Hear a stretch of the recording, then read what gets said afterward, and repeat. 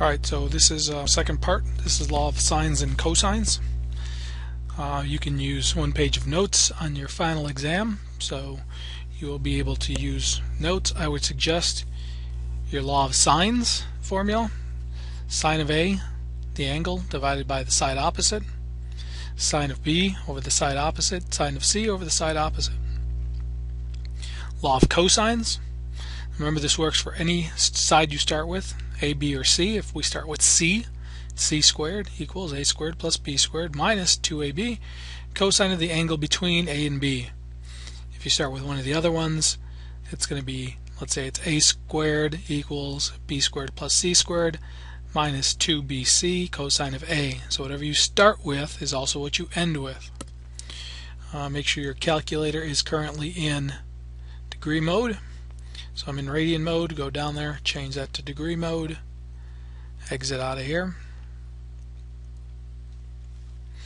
Alright, so remember, with law of sines, any problem that you come up with that's a law of sines problem has the potential of having two answers.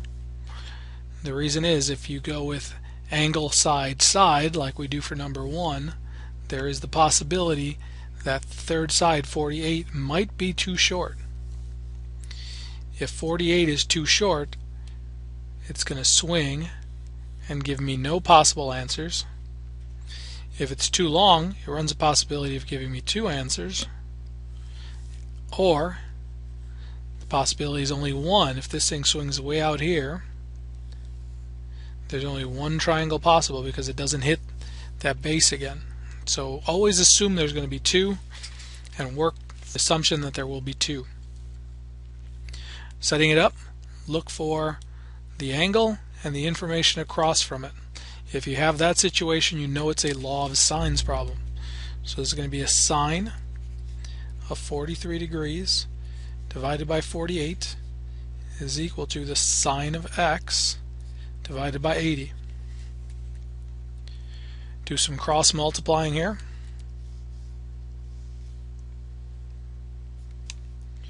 So we're just going to go ahead and do some cross multiplying. 80 times the sine of 43, and we're going to divide that by 48.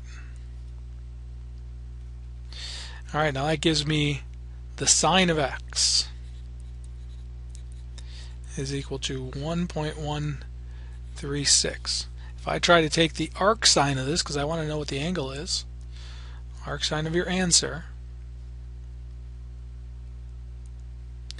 second sine, second answer, you're going to get an error because the sine doesn't go beyond 1 or negative 1. So the fact that this was a 1.1 means that this has no solution. This triangle is not possible. Number 2, another law of sines. I've got angle and the side across from it. Sine of 39 divided by 100 equals, again, the sine of x over 45. Similar to the one we just did. 45 sines of 39. Divide that answer by 100. Take the arc sine of that answer. You're looking at a x of 16.45 degrees.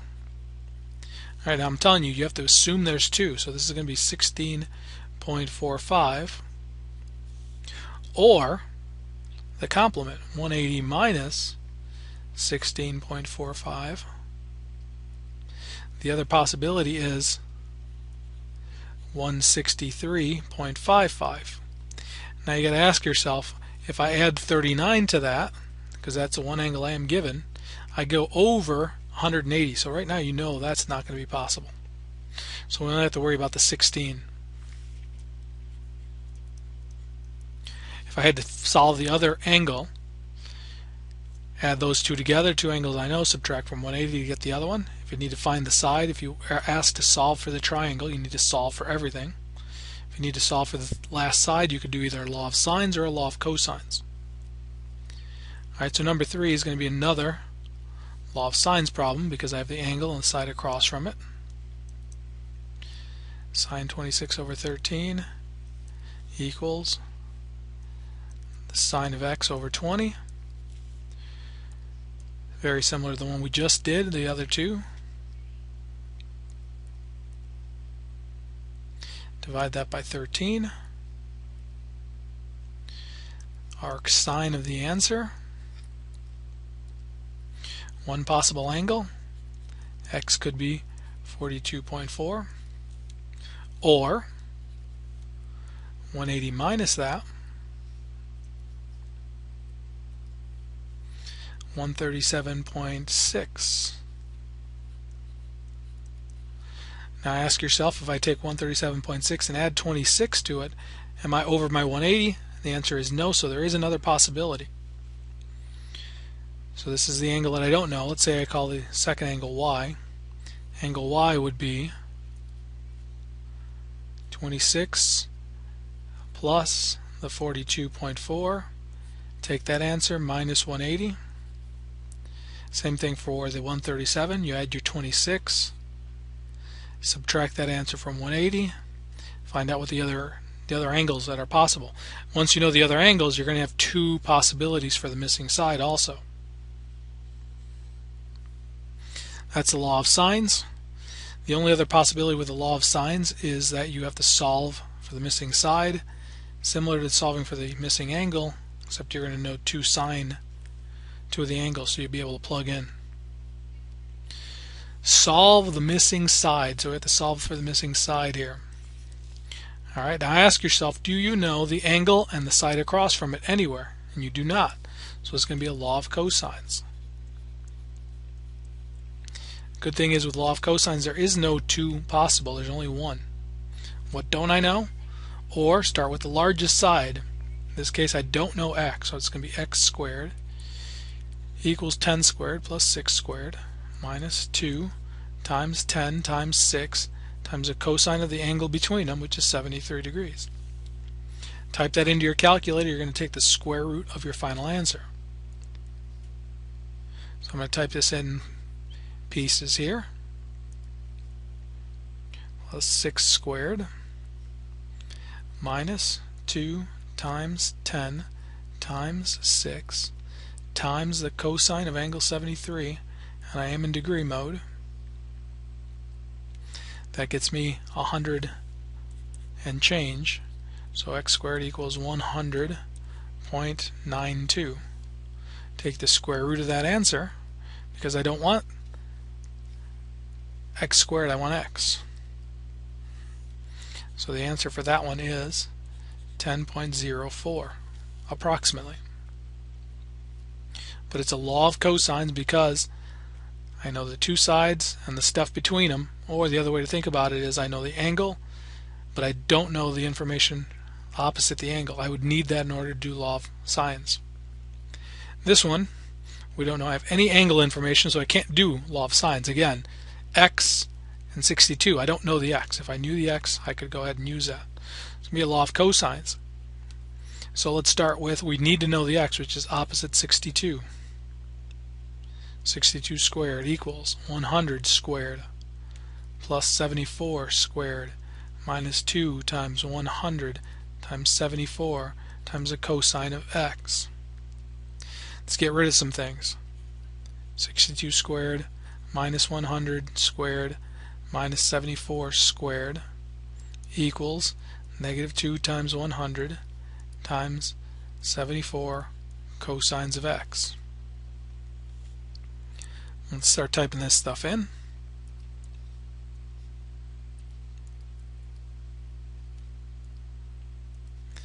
Minus the 74 squared. Get that part of the answer. We're going to divide by negative 2 times 100 times 74 because those are multiplied on the cosine. So you have to divide those off. That gives me with just, it says now cosine of x equals 0.785, but I don't want the cosine of x, I want x. So you arc cosine that answer. X is 38.2 degrees, more or less. Again, you don't have to worry about two possibilities on this one. There's only one possibility because the law of cosines guarantees only one possibility. Find the area of the triangle above. That's for number 4. Alright, so let's see. What I'm missing here is I'm missing a height. Think about your trig. We have a right triangle here. Base of 10, I need a height. So area of a triangle, 1/2 base times height. So I need to find the height. The height is not the hypotenuse. It is the side opposite. It's opposite 73. So I need a ratio that is the opposite with the hypotenuse. SOH, so it's a sine. So it's 1/2 the base, which is 10. The height can be found using some trig here. So we're going to say on the side, I'm going to say that if I take the sine of 73 degrees, that is the opposite over the hypotenuse, which is 6. So if I solve for the opposite, 6 sine 73 degrees. We use some trig to get that though. 1/5 times 10 times 6 times cosine sine of 73. Close that. Area of that triangle is 28.7. 28.7. Find the area of the second triangle. Same process. 1/2 base times height. Base 74.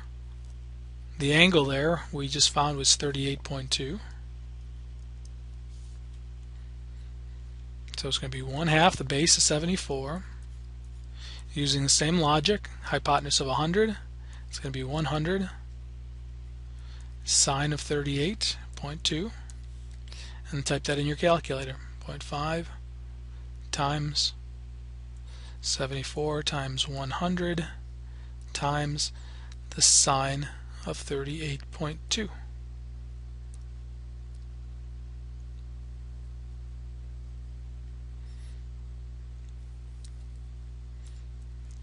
to 88.11. The area of the triangle is this many square units.